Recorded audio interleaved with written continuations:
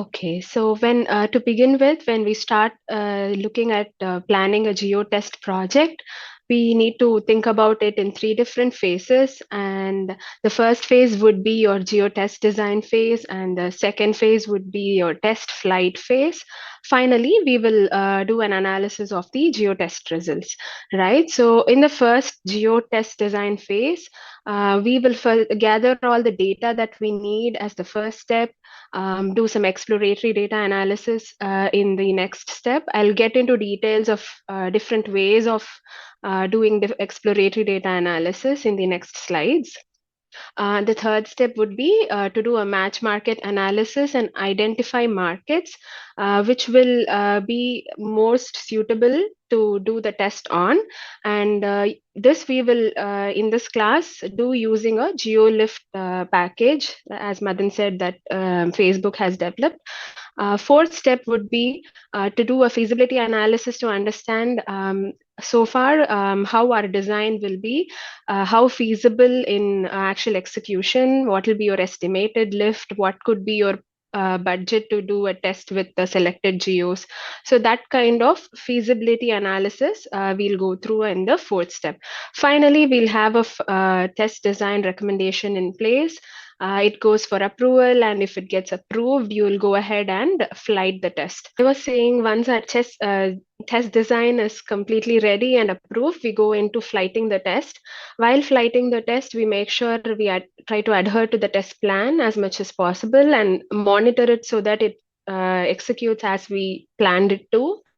After the test is over, we go into the test result analysis phase, where we will be finding out the outcomes of doing the geotest. We'll be measuring the lift. Usually, we calculate lift using three different methods.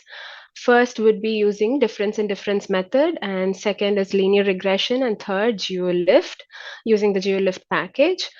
I'll go into all these in the next slides. Then you will also first actually you'll have to check the execution of the test. You make sure the test uh, flighted as you planned it. I'll explain also how to do this in your upcoming slides. Then we will have a final set of reads, and we'll interpret and make recommendations on what kind of actions we can take by looking at the geo reads, right? Okay. I'll move on and go into the geotest design phase. At the point where we do data collection, generally we'll require three types of data sets. One would be your source of truth data, and the second would be your platform data, and the third is a publicly available data, which would be your population data. Source of truth data, we need this to be available at a weekly or daily level, broken down by the geos at which we want to run the test. We'll need revenue and conversions or leads, right? Based on whatever key metric that you want to measure your lift on. So that will be the source of truth data. Then comes the platform data, which will from which we will have to look at the spend and impressions at geo level. So these are some of the columns like I show here. You'll have to have these columns available. When it comes to source of truth data, in general, we ask for at least 2 years of data, so we have a clear idea of how the market behaves at different time periods. And for platform data, it can be anywhere between 6 months to 3 months based on what we have available. Okay, moving on. When we, as I said, we'll go, after we have the data in place, the first thing that we will do would be exploratory data analysis. There are different ways of doing this. There is no hard and fast rule. I've just tried to show some ideas of how we can do it and what would be our takeaway by doing a specific type of exploratory data analysis. So the first thing I'm showing here is actually a pivot table. I'm filtering out for the last 1 year of conversions data from source of truth and calculating percent of conversions from each of the markets. This gives me an idea of the market size. And by sorting these conversion percentages, we can also identify the top geos or top contributors in terms of conversions. Generally, we will not be using the top contributors in our test cell design. uh, this rule will of course change based on individual scenarios, but in general that is something we don't consider in a test cell, right? The top contributors. This is mainly because we don't want to use very huge markets and cause a huge impact on the business. And we also want to exclude really small markets if possible, like the ones I've marked here in red: Minneapolis, Jacksonville, right? So they have a very small contribution, and we might not be able to measure a lift by using them in our test cell. Okay, so this is one type of exploratory data analysis. Then the second, going forward, I'll have 3 or 4 slides which will show time series charts of how conversions move on a week over week basis. I've just showed different examples and insights that I've been able to get from them. In this first chart, as you see, during the November to December period, there is a huge spike and a seasonal uh, effect that happens in the conversions. So in this case, one insight that we clearly can take away is that it would be better that we do not recommend a test to be flighted during the peak season, because it will become difficult to differentiate the lift from the seasonal effect. We'll have to do further analysis to make sure that the lift is more accurate. So instead, we prefer to run it in a more stable period. That is one insight. Again, another type of data and the same time series chart shows us a spike in the December period. The data set available in this example was only till from Jan 2022 to May 2023. I don't have the December period data for 2022. So first step would be for us to see if we can get the data and find out if the same effect happened during the previous year as well. If that is the case, then it's definitely not an outlier and it's a seasonal effect. If that is not the case, and there's only a single peak that we observe, we might consider it as an outlier and try to find out what happens there and handle it accordingly. There are different ways data scientists use in order to handle outliers. So we can simply ignore it or use one of those methods, right? Yeah, next slide. This is also a time series chart. But what we can capture from this chart is that before June 2020, we see that the market's response to this brand or this specific client was that there were seasonal highs and lows. Not even seasonal, I think it's more cyclical. If we look at the data just after June 2020, it is much more consistent with lesser highs and lows. So probably the product or the brand got established after June 2020, or it may be something to do with COVID. So when I do a model for doing test design with such a data set, then I'll consider the data right after probably from 2021, so that I ensure I capture the latest market response in my model. So, okay. This will be another chart where we again look at the time series chart with level breakdown. When we look at a chart like this, it'll give us an idea of how the different geos are behaving across time with respect to each other. So whenever I'm going to do a geotest design, the expectation is that we should see at least some of these markets move along, same way, with like similar to each other. There should be some kind of correlation, which we can clearly see in this chart, and that means it'll be much more friendly for us to run a geotest on this kind of uh, data. Okay. Now I've completed some different ideas on exploratory data analysis. Let's go and look at the market selection template that I had put together. So the one takeaway here for all the data scientists in the class is that what she's going to walk through right now is there is a code base you can run to identify the markets and identify matched markets and whatnot. No matter what the code base is, what kind of masterful algorithms you bring to the table, there is still no substitute to throwing it on a chart and staring at it for a while and understanding it from a human perspective. There is so much human context that's overlaid into the data. We haven't been able to like just simply make it all like a black and white box. A good example is in the laser-based data, when we were doing this, the Facebook GeoLift code would constantly recommend a location called corporate. And we're like, what the hell is this corporate location? And the corporate location was just a corporate location, it's the office. They don't sell anything there, they don't do any procedures there. But for whatever data reasons, they would mark certain sales to corporate, and corporate looked really strong as a clinic. And obviously, the machine is not going to be able to catch that, right? But when you look at the data, it's going to be obvious to you, right? That's one use case. Another use case, if you go back to the charts, like the open locations. When they open locations, what happen is that they warm it up for a period of time. If you go back to the like next no the chart with all the all Geos. yeah, yeah. So some of these locations would look like this, and then it'll do this, right? It turns out that they are not promoting these locations for a period of time. They're just getting all the operations set up and whatnot. So if it turns out that we're trying to use a reference period that is here, then this Are location you looks writing anything, Madan? I'm not seeing. Oh, yeah, I just now came. Okay. it looks like this particular location is a bad location. And we if we didn't have enough locations to work with, then we'll be like, oh my God, we don't have enough of a feasible test. But when you actually look at the data and reason about the selections that are happening, you get more clarity for it. So as practitioners, especially if you're wingman candidates, this will be a requirement. If you ever work with us, we'll be like, hey, what is your EDA? Can we see what locations you're pulling up?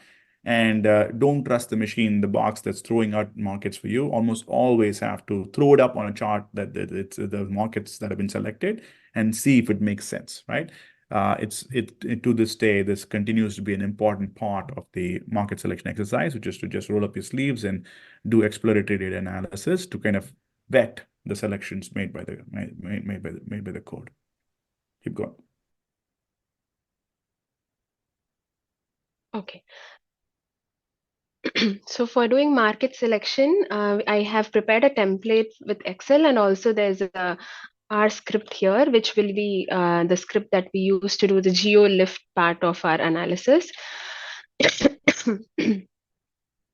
When we start doing market selection, we need to actually have certain inputs available for us to work with. One would be to know the number of test cells that we plan to have. In this example, I'm only using one test cell, which is which is a Facebook scale test cell. Okay, which means the total number of cells in this example would be two. In all geotests, we'll always have an anchor cell, which will be our control, and then we will have a test cell. The test cell can be one or it can be two. For example, you can even do a Facebook holdout test as well together with the scale test. In that case, your Facebook holdout cell would be your second test cell. Totally, that will be three.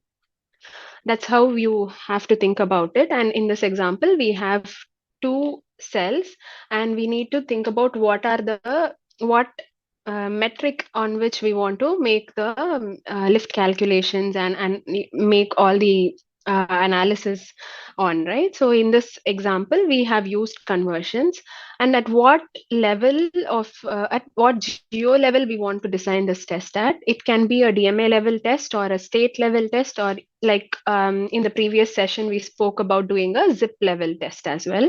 So it can be different levels. In this example, it is DMA level.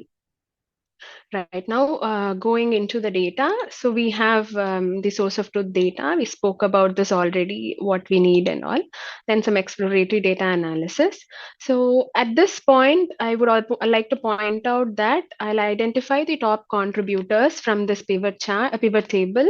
The top markets which contribute to about 70% of the conversions will be what I consider in my analysis as top contributors. So I'll copy paste those geos into this sheet under the top markets placeholder so that I have them in reference. Then what I'll do is I'll actually go and run the GeoLift script. So that script is available here. You actually, I have a detailed walkthrough of step-by-step code, everything in recording. It will be available to you in Monday Skills page. So I'm going to just show what I typically use, I mean, whatever parameter I'll change when I run the test, okay? You'll first, this is an R file, so you need R for this, and you will have to load certain libraries.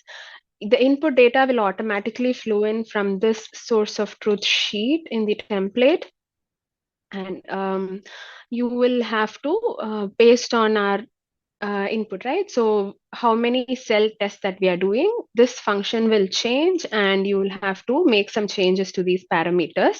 So in this example, since we have a single test cell that we want to do market selection for, I'm mentioning I need 5 geos in my cell, and I need the test period to be anywhere between 4 and 6 weeks. So if I give all this information here and mention those top markets in the exclusions, then I'll go ahead, run the script, and it'll give me a list of geos in this format.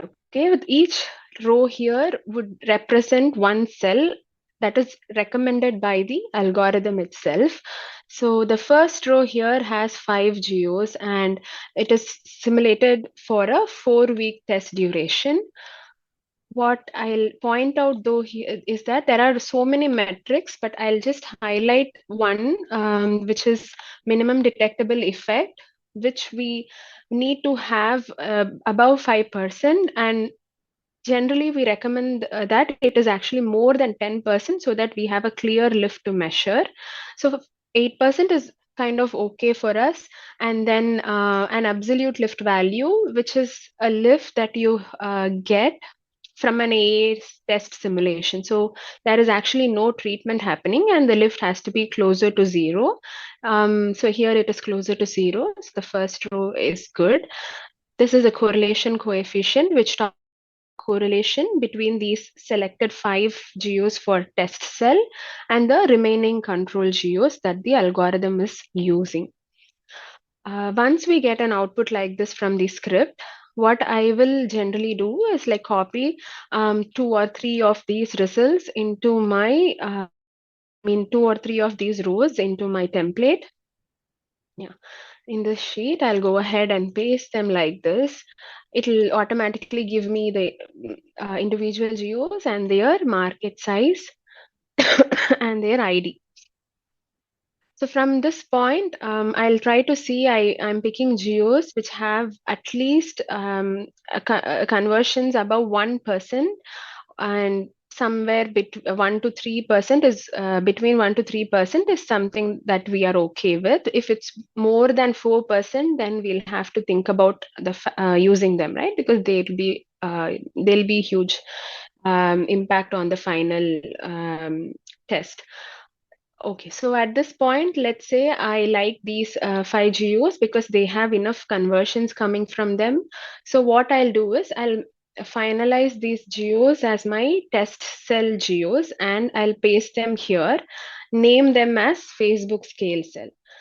Now, I also need to identify my corresponding control markets. For this, again, I'll go back to the algorithm and I'll have to run the next part of the code.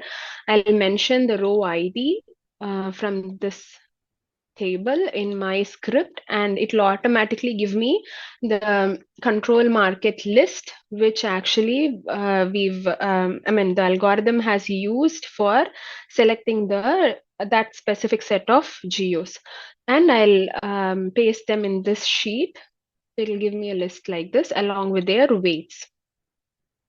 And if I do a copy paste in this sheet, I'll get an idea of whether each of those geos is a top market according to the first exploratory data analysis we did, and their actual market size. So what we will do at this point is we look for geos which have enough weightage in them, and they also need to be having in like some conversions coming from them, so we can use them stably as our anchor markets. For my example, I have considered, I think, all these 8 geos, yeah, and pasted them here. Automatically, you'll get the ID, and I'll name them as anchor cell. Now I have my anchor cell and my test cell. The next step would be to do a feasibility analysis. I'll pause at this point and add that not always we'll be able to use one whole row of the GeoLift output as such. Sometimes you'll have to mix and match markets which came in 2 different simulations. But what we can do is use our template and do some further checks to make sure we use markets that have enough conversions and those that are not like corporate, like the example Madan pointed out, right? So we look for certain things like that and then decide the final cell design. Yeah, so this is where I'd point to that when we do it for real, every market we select, we throw it up on the chart, we see if it makes sense. I mean, outside of the statistical selection that it made, does it correlate properly? Are there some, meaningless things that we're seeing? Is it an outlier? Is it like, all that stuff that just like through EDA will just be obvious, may not be obvious to the algo. We'll look for that before incorporating it into either the test cell or the control cell. Yeah. Okay, the next would be our feasibility analysis. For that also, we have a template in place. This template needs source of truth data. So you'll have to paste your source of truth data here, refresh a pivot table. The cells will be populated from the match market template that I showed. So they are both linked that way. Then we have this population data will also be available in the template. Apart from filling the source of truth data here, you also need to enter some platform specific metrics like the spend and impressions, their CPM, and if you've done an experiment before, the contribution that you observed, or this number is an input that can come from MMM analysis or sensitivity analysis. Whatever resources that we have as reference, we can add that here. Then we calculate our ROAS and incremental revenue based on this input contribution. After we've provided all these data into the sheet, if you go here, this specific feasibility analysis template will populate. What we are doing here is we are calculating for a quarter what would be the estimated conversions we will be seeing, an estimated lift that we apply from the sensitivity analysis that we do as input, and we will find out the budget first, right? We'll calculate the budget, or when we run the test, what will be the cost for us, and we will also know Hang tight, just like slow down here. So we have this is a scale test. This is a Facebook scale test, right? So we are saying that this is the current, where is it? 13%. Yeah, this is your estimated lift as of today. Okay. And you want to scale test it further, and you want to get to a scale of 150%. From here, you want to scale to 150%. So based on our current estimate and our estimate of diminishing returns, we will this particular template will basically throw out the total number of impressions that you need to reach. Where is the impressions? Here. Yeah, right there. This is the marginal number of impressions you need to hit this 150% lift. That translates to this many number of conversions. Okay. And based on this impressions, and where is the CPM in this? We have test CPM here and the BAU CPM. Yeah, based on this test CPM and this number of impressions, we calculate the total amount of spend required to be able to test this level of scale. Now, all of this is just walk through for you. What you really need, what we really do is that look at this campaign budget and say, okay, this is the quarterly budget that we need to be able to get this level of scale. And somebody was asking about feasibility. I don't know if it was, and how do we know if it's feasible? Well, first we go and take all these assumptions, come back with a budget and see if this, for this level of scale that we're looking for, this 150% scale we're looking for, this is the amount of budget we need. And then we go back and forth, whether this level of scale is reasonable for us to test. And we play with a few parameters like the number of markets we select, the kind of markets we select, amount of scale we expect, and what is the CPMs we expect to buy the media to get to a budget that's feasible. Okay. Becca, just get 1 second. Go to recommendation for a second, Bharti. So this is for a quarter, and typically what happens is, depending on how many weeks the flight is, we end up with the flight specific budget, and that's what you start your conversation at. This is the place where we bring the recommendation. If you're a wingman in the service, you'll bring this recommendation back to your brand and say, well, we're saying you should scale for 4 weeks, and that'll cost you $350,000, and for us to test a 150% lift scale estimate, or a 150% lift estimate. And this is kind of where the starting point. We go back and find out if this is feasible for us to execute. Do we have this much budgets to work with? And is this a scenario that we can actually pallet? Okay. So let's pause right there. And Becca, you maybe want to ask the question.